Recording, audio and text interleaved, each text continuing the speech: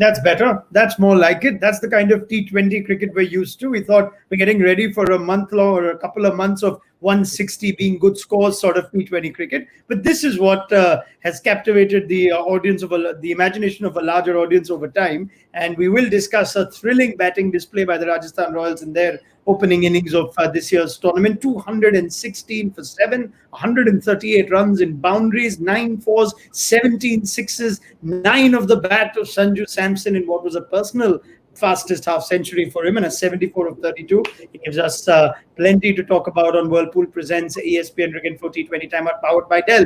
Gautam Gambhir said Sanju Samson could have been invested with even more responsibility if he was making the calls at Rajasthan Royals. Deep Das Gupta will have plenty to say as well about the first 20 overs of cricket that we've seen. Gauti, that was fun, at least from a batsman or an audience point of view, if not for a bowler. Oh, great fun. And in fact, being a cricketer, I've witnessed something which I've never witnessed. Probably Sanju Samson. I've already said it that he's not only the best wicketkeeper batsman in India, probably the best young batter in India as well, and probably the future best batter in the world as well. In fact, you know what? If Rohit Sharma or Virat Kohli would have played this kind of inning, I think the social media and probably all the experts would have gone crazy.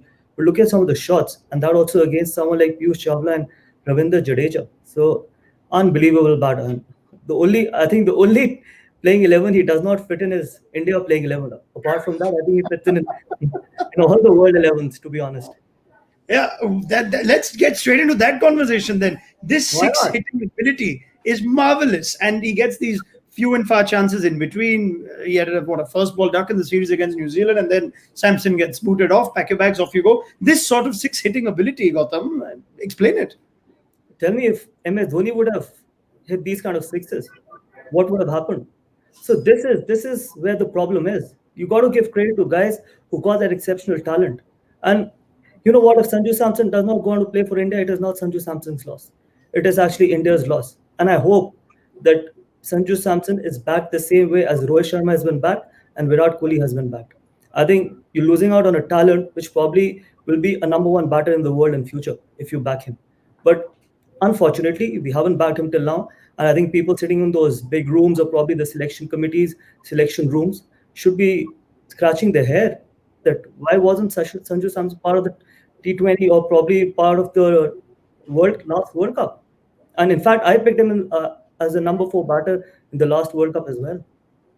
All right, Deep, very strong words from Gautam. The other argument that's made at times against Sanju Samson is IPL to IPL is brilliant, but what happens in between those 10 months? Your thoughts on that innings, and taking off from Gautam's comments of maybe Samson is a man that should get more opportunity. Can I just add one thing?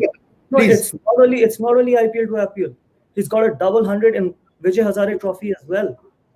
So I think people only see him in the IPL. That's the unfortunate part. That's why people say it's only IPL to IPL. Has he played any international cricket?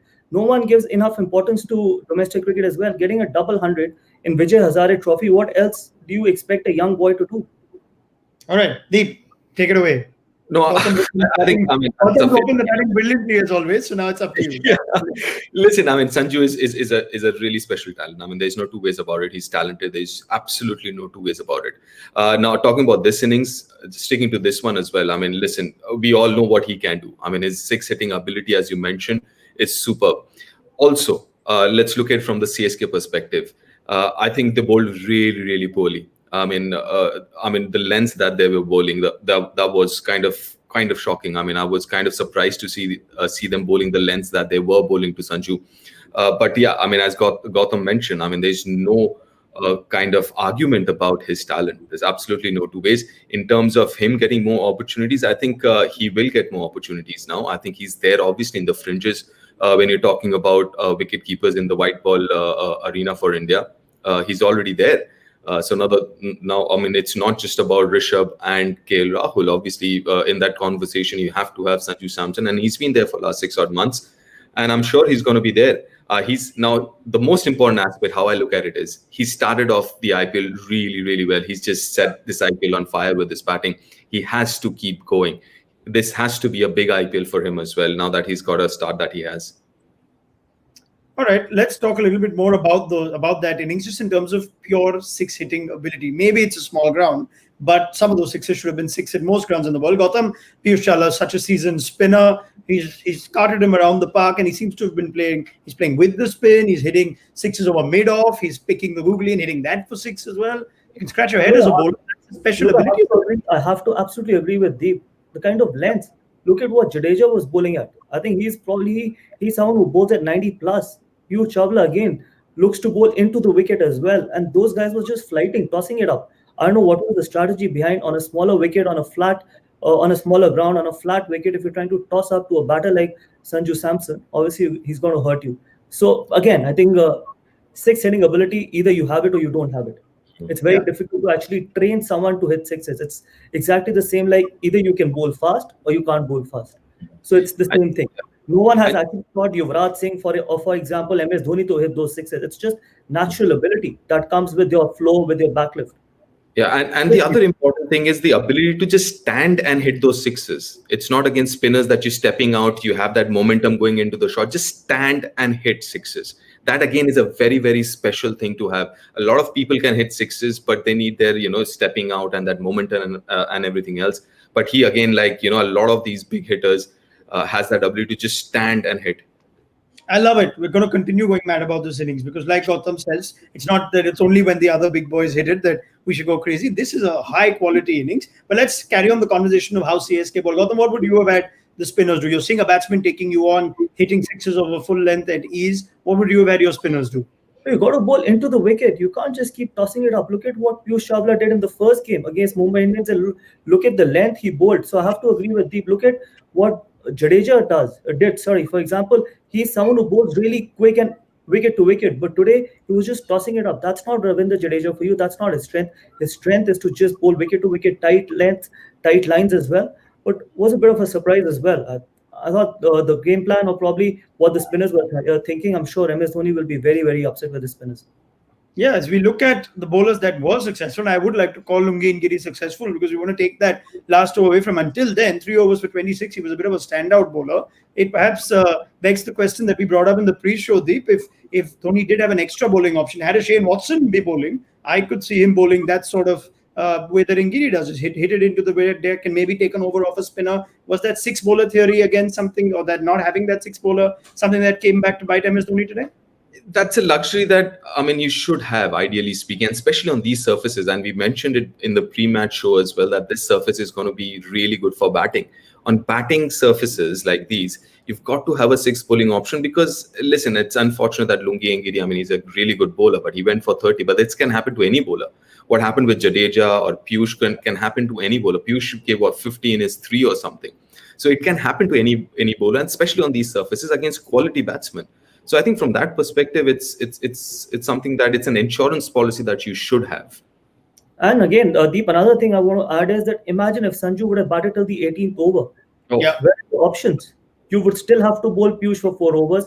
You still would have to bowl Jadeja for 4 overs. So you need that 6 bowling option as well. And that is what you do against players like Andrew Russell, against players like Chris Gale, Sanju Samson, all these guys. Suppose if someone has a bad day, you don't have to go back to him. He should not be forced to bowl 4 overs just because you only have 5 bowlers. So you've got to have that insurance policy. Probably a good thing from Chennai's point of view is that Sanju didn't go on to bat till the 18th or the 19th over. Yeah. Not just about having it on a day when someone's going on you. Mitchell Marsh pulled up yesterday. If you do have an injury, you have the reserves to make up the overs. Something Chennai probably have to see. Let's see how they go in the second innings. Before that, quick comments on the other performers of this innings. Steve Smith, we weren't sure what to make of it, Gautam, that he came out to open the batting. It looked like he had the best seat in the house to watch Sanju Samson bat, so that was one good thing. But what did you make of the innings at the end of it? It seemed like he was an important man to stay on once Samson was dismissed. I reckon going forward you'll see Steve Smith opening the batting with Jos Buttler, and he's going to just anchor the inning throughout, and he'll let all the players play around him, people like Sanju Samson, Jos Buttler, and Robin Uthappa, so that they can go out there and play freely. I think from here on, whatever I've watched, I think Steve Smith's job is to bat at the 15th or the 16th over, and the best time is obviously if he opens the batting. So this is going to be the strategy. But again, I think Steve Smith is probably one of the best batters in the world, and Sanju Samson actually made him look ordinary. So this is the kind of class Sanju Samson had. When Sanju Samson and Steve Smith were batting, it was actually Sanju Samson who was taking all the limelight. So imagine Steve Smith, we talk about the number 1 or probably the number 2 batter in the world, and a young kid makes him look like probably not the best in the world. Yeah, 121 that partnership, Deep, of 57 balls, and Samson scored 74 of those. That goes to show the utter dominance of that innings. But Smith played his part. Interesting comments from Gautam. If you see, do you see him as well now staying at that opening slot even when Josh Butler comes back? It'll be interesting because then what happens is obviously an overseas goes out, and if the overseas that goes out is David Miller, then that just leaves a little bit of a void, if I may say so, in that middle order. So I think that's an interesting call that they need to make. Once Josh Butler comes in, do you want to kind of push then someone like Steve Smith in that middle overs where he can kind of rotate strike and control those middle overs, and then as you guys mentioned, then the other players revolve around him and play around him. So that's that's going to be an interesting call that they will have to take. I Yes, just have a feeling that I just have a feeling they're going to stick with David Miller, and probably they will have an Indian fast bowler in place of Tom Curran. So Steve Smith, Josh Butler, Sanju Samson, Robin Uthappa, David Miller, Riyan Parag, and Rahul Tewatia, and then they'll go with probably Jofra Archer and the Indian pace attack with Ankit Rajput, Kartik Tyagi, and Jaydev Unadkat. So it just at least strengthens their one department, which is the batting plus the experience of David Miller as number 5 or number 6. Yeah, they got Rajput. Yeah. Just quickly, we always have this debate about anchor, a batsman to be an anchor. Okay, I think there still is a position for a batsman to be an anchor, provided the definition has changed. You can't be an anchor and bat at 110, 115. In a game like this, the anchor also, his definition of being an anchor batsman also changed. You still have to go at 130, 135, but you still have to be there. So I think that debate about anchor batsman or a batsman anchoring an innings, I think is still relevant. Right, fair enough. Plenty of overseas, plenty of Indian fast bowling options for Rajasthan.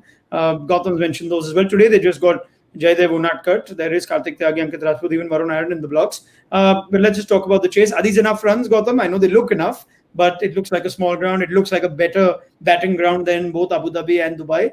Thoughts on the second innings? See, 200 plus is always a good target, and it's difficult to chase for any opposition. But yes, Chennai's got the firepower, but at the same time, Rajasthan has got the options as well. They've got 2 wrist spinners, they've got six options, plus the experience of Jofra and Tom Curran and Jaydev Unadkat. So if you talk about the experience, guys who can actually bowl under pressure, they've got three fast bowlers who can actually bowl under pressure as well. So let's see how it goes. Plus, they don't have a informed batter in their lineup as well, which is Ambati Raidu. So it's going to be a task cut out for people like MS Dhoni and Shane Watson and all those guys. Yeah, I mean, one more thing before we wrap up, I forgot to bring up. It's just the depth in batting. Jofra Archer, it's no mug with the bat, and Shreyas Gopal didn't even get a bat.